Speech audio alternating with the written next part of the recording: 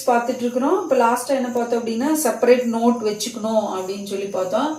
அதுக்கப்புறம் ரொம்ப முக்கியமானது என்ன அப்படின்னு பார்த்தீங்கன்னா, எந்த ஒரு விஷயமா இருந்தாலும் ஓன் ஹேண்ட் ரைட்டிங்கில் இருக்கிறதா வந்து நம்மளோட மெமரியில் ரொம்ப அதிக நாட்கள் தங்கியிருக்கும் அப்படின்னு வந்து ஒரு ஸ்டடி சொல்லுது.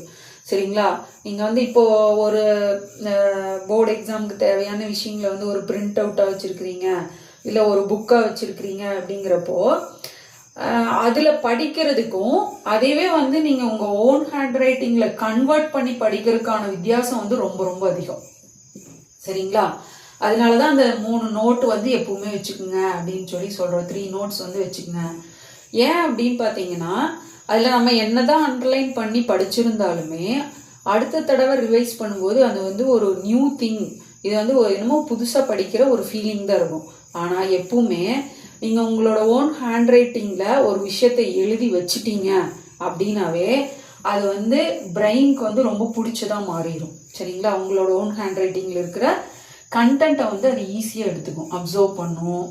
அதை வந்து திரும்ப ரீகால் பண்ணும்போது அதை வந்து நம்ம லேர்ன் பண்ண ஒரு நல்ல விஷயத்த கொடுக்கும். அதே மாதிரி நீங்கள் எக்ஸாமில் போய் எழுதும்போதும் என்ன ஆகும் அப்படின்னா, உங்களுக்கு ஞாபகம் வராத மாதிரி இருந்தால் கூட ஒன்ஸ் நீங்கள் ஸ்டார்ட் பண்ணிட்டீங்க அப்படின்னா அந்த பேஜ் அப்படியே உங்கள் கண்ணு முன்னாடி தெரியும்.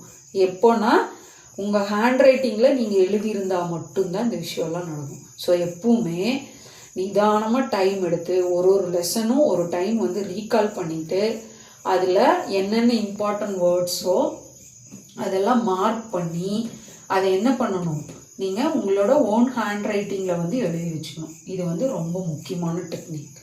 சரிங்களா? அதையும் வந்து நான் பிரிண்ட் அவுட் எடுத்துக்கிறேன். என் ஃப்ரெண்டு வந்து எழுதியிருந்தேன், அதை வந்து ஜெராக்ஸ் எடுத்து வச்சுக்கிறேன். என்னோடய ஃப்ரெண்டு வந்து எனக்கு கொடுத்தான், என்னோட வந்து அது பெட்டராக இருக்குது, என்னோட ஹேண்ட் ரைட்டிங்கோட அது பெட்டராக இருக்குது, என்னோட பிக்சரோட அவன் வந்து நல்லா வரைஞ்சிருக்கான். இந்த மாதிரி எதுவுமே வேண்டாம். நீங்களாவே எழுதுங்க, நீங்களாவே வரைங்க, நீங்களாவே படிங்க. அப்போ மட்டும்தான் உங்களுக்கு அது சக்ஸஸ்ஃபுல்லாக நடக்கும். சரிங்களா? அதுக்கப்புறம் பார்த்தீங்க அப்படின்னா லாங்குவேஜ் நிறைய பேர் தடுமாறுற ஒரு இடம் தமிழும் இங்கிலீஷும். ஓகேங்களா? தமிழ் மீடியத்தில் படிக்கிறவங்களுக்கு இங்கிலீஷில் வந்து நிறைய ஸ்ட்ரகிள் இருக்கும், இங்கிலீஷ் மீடியத்தில் படிக்கிறவங்களுக்கு தமிழில் வந்து நிறைய ஸ்ட்ரகிள் இருக்குது இப்போ பார்த்த வரைக்கும். சரிங்களா?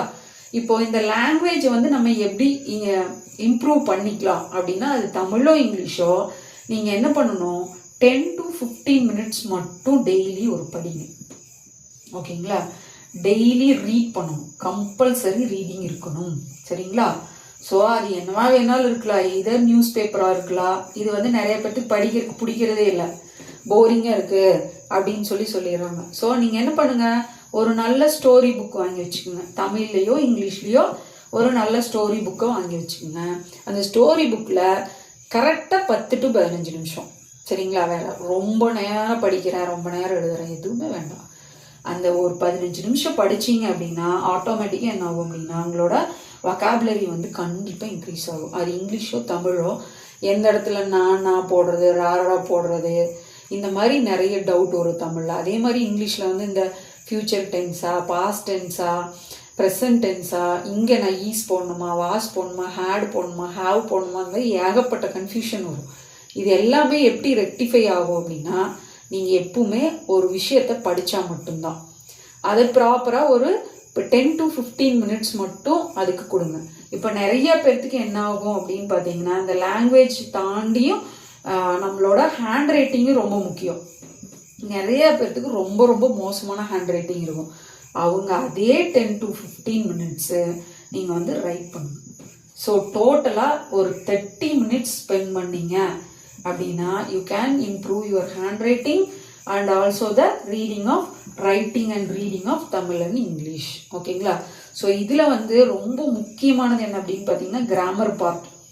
இதுதான் வந்து நிறைய பேர் ரொம்ப நிறைய தப்பு பண்ணுவாங்க. சரிங்களா? ஸோ இதுக்கு வந்து நான் உங்களுக்கு ஷார்ட்கட் சொல்லித்தரேன். இப்போதைக்கு வந்து இந்த டெக்னிக்ஸ் மட்டும் பார்க்கலாம். சரிங்களா? ஸோ இந்த மாதிரி கிராமர் படிங்க. இந்த ஸ்டோரி புக் படிக்கும்போது உங்களுக்கு ஆட்டோமேட்டிக்காகவே வந்து அதில் ஒரு இன்ட்ரெஸ்ட்டும் க்ரியேட் ஆகும். அது போல் நீங்கள் என்ன பண்ணலாம் அப்படின்னா அதை வந்து எக்ஸிக்யூட் பண்ணும்போது உங்களுக்கு ரொம்ப ஈஸியாகவும் இருக்கும். சரிங்களா? ஸோ இதை நீங்கள் இந்த 30 minutes வந்து ப்ராக்டிஸ் பண்ண உங்களுக்கு இன்னொன்று என்ன எபிலிட்டி வரும் அப்படின்னு பார்த்தீங்கன்னா டைம் மேனேஜ்மெண்ட் எபிலிட்டியும் ஆட்டோமேட்டிக்காக உங்களுக்கு வந்துடும். ஓகேங்களா? நீங்கள் வாட்சை வந்து பார்க்கவே தேவையில்லை. வித்தவுட் வாட்சிங் வாட்ச் பார்க்காமையே நீங்கள் என்ன பண்ணலாம், டைம் மேனேஜ்மெண்ட்டை அழகாக கிரியேட் பண்ண ஆரம்பிச்சிடலாம். ஸோ இது ரொம்ப முக்கியமான டெக்னிக். உங்களோட எல்லா நோட்ஸுமே எப்படி இருக்கணும், உங்களோட ஓன் ஹேண்ட் ரைட்டிங்கில் இருக்கணும். ஓகேவா? அப்போ தான் நம்மளோட பிரெயினுக்கு வந்து அது ரொம்ப ஈஸியாக இருக்கும் படிக்கிறதுக்கு. ரொம்ப முக்கியமாக ரிவிஷன் பண்ணும்போது ரொம்ப அழகாக வந்து மனசில் பதியும். ஸோ ஓன் ஹேண்ட் ரைட்டிங்கில் நீங்கள் கம்பல்சரி அந்த 3 நோட்ஸையும் மெயின்டைன் பண்ணணும். சரிங்களா? அதுக்கப்புறம் லாங்குவேஜ் படிக்கிறீங்க அப்படின்னா சிம்பிளஸ்ட் மெத்தட் 2 தான். ஒரு 10 மினிட்ஸ் ஒரு ஸ்டோரி புக் படிங்க. அதுக்கப்புறமா அந்த படித்த ஸ்டோரி புக்கில் இருந்தே கூட ஒரு 10 லைனை மட்டும் எழுதுங்க, ரெகுலராக எழுதுங்க. வித்தின் 6 months உங்களோட ஹேண்ட் ரைட்டிங் கண்டிப்பாக மாறும். சரிங்களா? ஆனால் இது எல்லாத்துக்குமே என்ன வேணும் அப்படின்னு பார்த்தீங்கன்னா கன்சிஸ்டன்சி ரொம்ப ரொம்ப முக்கியம். அது என்ன கன்சிஸ்டன்சி அப்படின்னா உங்களுக்கு தெரியும் தானே, எப்பவுமே கரெக்டாக ஃபாலோ பண்ணணும். ஒரு வாரம் படிக்கிறது, ஒரு வாரம் எழுதுறது, அப்புறம் 10 days பிரேக்கு, மறுபடியும் ஒரு வாரம் எழுதுனேன், 10 days பிரேக்கு, 2 நாள் எழுதலை, வாரத்தில் நான் 4 நாள் எழுதினேன், இந்த மாதிரிலாம் எதுவுமே இருக்கக்கூடாது.